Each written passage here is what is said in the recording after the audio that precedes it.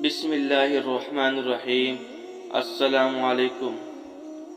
حضرت عبداللہ بن سلام رضی اللہ عنہ فرماتے ہیں کہ جب دشمنوں نے امیر المومنین حضرت عثمان غنی رضی اللہ کو محصور کر لیا تو میں آپ کی خدمت میں سلام عرض کرنے کے لیے حاضر ہوا۔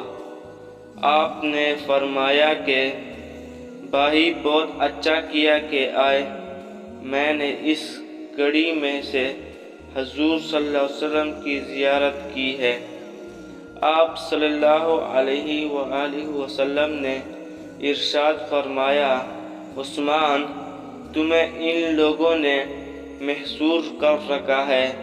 میں نے عرض کیا جی ہاں۔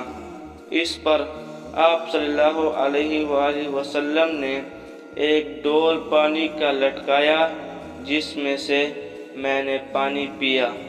اس پانی کی ٹھنڈک اب تک میرے دونوں شانوں اور چھاتیوں کے درمیان محسوس ہو رہی ہے۔ اس کے بعد آپ صلی اللہ علیہ وآلہ وسلم نے ارشاد فرمایا کہ اگر تم چاہو تو ان کے مقابلے میں تمہاری مدد کی جائے، اور تمہارا دل چاہے تو یہاں ہمارے پاس آ کر افطار کرو۔ میں نے عرض کیا کہ آپ صلی اللہ علیہ وآلہ وسلم کی خدمت میں حاضری چاہتا ہوں۔ اسی دن شہید کر دیے گئے۔ یہ 35 ہجری کا واقعہ ہے۔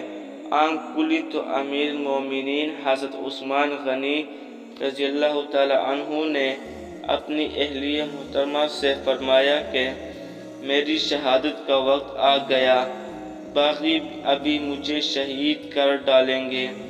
اہلیہ محترمہ نے نہایت درمدانہ لہجے میں فرمایا، امیر المومنین ایسا نہیں ہو سکتا۔